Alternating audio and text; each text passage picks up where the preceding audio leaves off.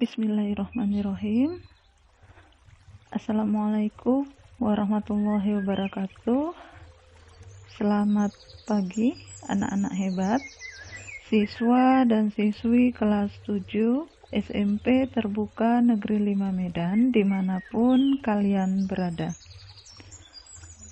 Ucapan syukur alhamdulillah kepada Allah Subhanahu wa Ta'ala, Tuhan yang Maha Esa, di mana kita masih diberikan umur dan kesempatan sehingga kita bisa dan dapat melaksanakan pembelajaran kita yang bertepatan pada pertemuan ke-8 untuk bidang studi ilmu pengetahuan sosial. Tetap semangat dan jaga kesehatan selalu. Pada pertemuan ke-8 kali ini, materi pembelajaran kita adalah bab 1, manusia, tempat, dan lingkungan, dengan subpokok materi D, dinamika kependudukan Indonesia. Baiklah, kita mulai saja pembelajaran kita.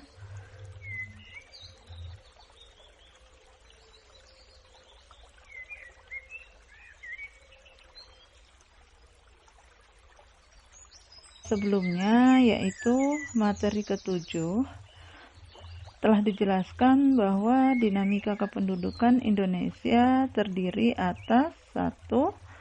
Jumlah penduduk, 2. Persebaran penduduk, 3. Komposisi penduduk, 4. Pertumbuhan dan kualitas penduduk. Dan sekarang kita masuk yang kelima, yaitu keragaman etnik dan budaya. Keragaman etnik dan budaya. Masyarakat Indonesia merupakan masyarakat yang memiliki suku bangsa dan budaya yang beragam. Suku bangsa sering juga disebut sebagai etnik. Menurut Konjaraningrat, suku bangsa berarti sekelompok manusia yang mempunyai kesatuan budaya dan terikat oleh kesadaran budaya tersebut, sehingga menjadi identitas. Kesadaran dan identitas biasanya dikuatkan oleh kesatuan bahasa. Jadi, suku bangsa adalah gabungan sosial yang dibedakan dari golongan-golongan sosial sebab mempunyai ciri-ciri paling mendasar dan umum yang berkaitan dengan asal-usul dan tempat asal serta kebudayaan. Ciri-ciri suku bangsa memiliki kesamaan kebudayaan, bahasa, adat istiadat, dan nenek moyang. Ciri-ciri mendasar yang membedakan suku bangsa satu dengan lainnya antara lain bahasa daerah, adat istiadat, sistem kekerabatan, kesenian daerah, dan tempat asal.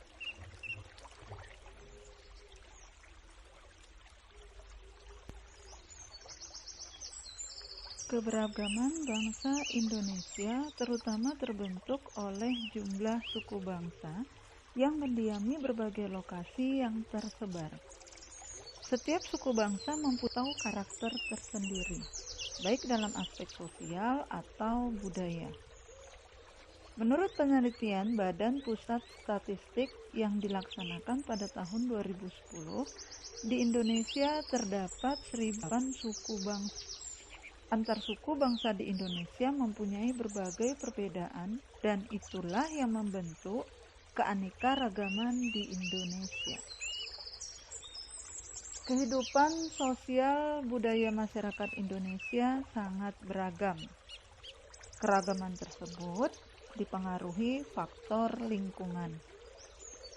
Masyarakat yang tinggal di daerah pegunungan akan lebih banyak menggantungkan kehidupannya dari pertanian, sehingga berkembang kehidupan sosial budaya masyarakat petani.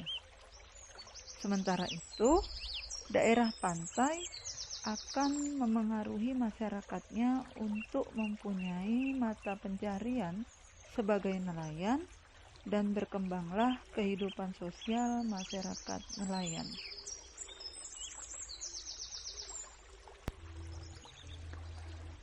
Keragaman bangsa Indonesia tampak pula dalam seni sebagai hasil kebudayaan daerah di Indonesia. Misalnya dalam bentuk tarian dan nyanyian. Hampir semua daerah atau suku bangsa mempunyai tarian dan nyanyian yang berbeda. Itu juga dalam hasil karya. Setiap daerah mempunyai hasil karya yang berbeda dan menjadi ciri khas daerahnya masing-masing. Keanekaragaman budaya Indonesia dari Sabang sampai Merauke merupakan aset yang tidak ternilai harganya, sehingga harus tetap dipertahankan dan dilestarikan. Ada sebagian warga Indonesia yang tidak mengetahui ragam budaya daerah lain di Indonesia. Salah satunya budaya melukis tubuh di Mentawai, Sumatera Barat. Tindik sebagai tanda kedewasaan dan masih banyak kebudayaan lain yang belum tereksplorasi. Setiap daerah memiliki kebudayaan yang khas.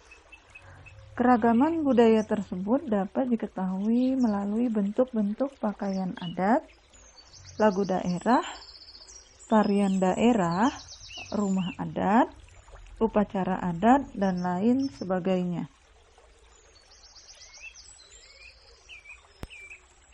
A. Rumah adat. Indonesia kaya akan budaya dengan terdapatnya wujud keanekaragaman budaya bangsa kita yang tersebar di berbagai provinsi pada umumnya. Hal yang paling konkret adalah adanya rumah adat di setiap daerah provinsi di negara kita. Berikut ini tabel beberapa contoh rumah adat di setiap daerah di Indonesia. Nangro Aceh Darussalam, nama rumah adat Krong Bade. Di Yogyakarta, Rumah Joglo. Di Sumatera Barat, Rumah Gadang. Di Bali, Rumah adat Gapura Candi Bentar. Di Papua, Rumah adat Honai. Di Sulawesi Utara, Rumah adat Istana Buton. Di Kalimantan Timur ada Rumah adat Lamin. Kalimantan Selatan, Banjar atau Betang. Di Nusa Tenggara Timur, nama rumah adatnya Musalaki. Di Kalimantan Tengah, Betang.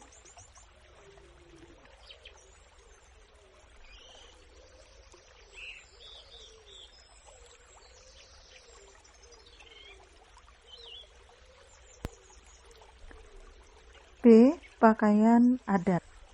Pakaian adat tradisional di Indonesia begitu banyak dan beragam. Ini merupakan nilai-nilai budaya Indonesia yang tak ternilai harganya, yang seharusnya kita jaga dan lestarikan. Karena kalau bukan kita yang menjaga dan melestarikannya, lantas siapa lagi? Jangan sampai kita menjadi peduli ketika budaya-budaya kita diklaim oleh negara lain.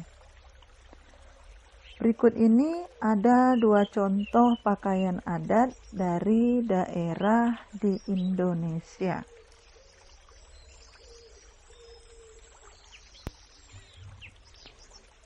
C. Tarian daerah. Tari merupakan salah satu aspek seni untuk mengungkapkan perasaan melalui gerak. Tarian setiap daerah memiliki ciri khasnya tersendiri. Biasanya memiliki makna dan simbol tertentu yang terkandung di dalamnya. Berikut ini beberapa contoh dari tarian di beberapa daerah di Indonesia. Dari contoh tarian di atas, menunjukkan betapa kaya dan beragamnya kebudayaan Indonesia. Gerakan yang indah diiringi dengan irama musik yang memukau dapat menyuguhkan suatu pertunjukan karya seni yang luar biasa. Setiap tarian atau pertunjukan di tiap daerah Indonesia memiliki keunikan dan ciri khasnya masing-masing.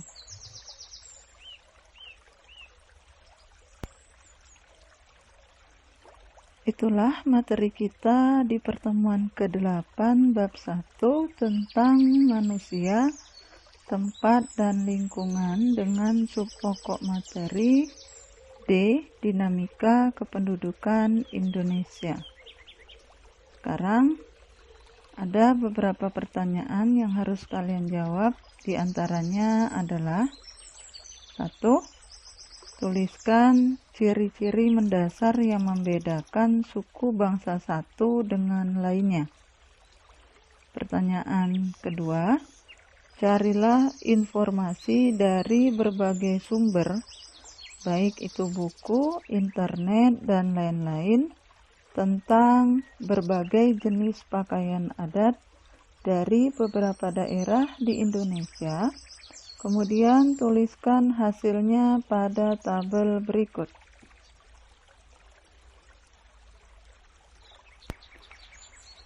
Demikianlah yang bisa saya sampaikan pada materi pertemuan ke-8 kali ini. Dan terima kasih telah mengikuti pelajaran ini. Terima kasih juga atas perhatiannya. Kurang dan lebihnya saya mohon maaf. Semoga pertemuan ke-8 ini dapat bermanfaat. Akhir kata, saya ucapkan billahi taufik wal hidayah. Assalamualaikum warahmatullahi wabarakatuh. Selamat pagi.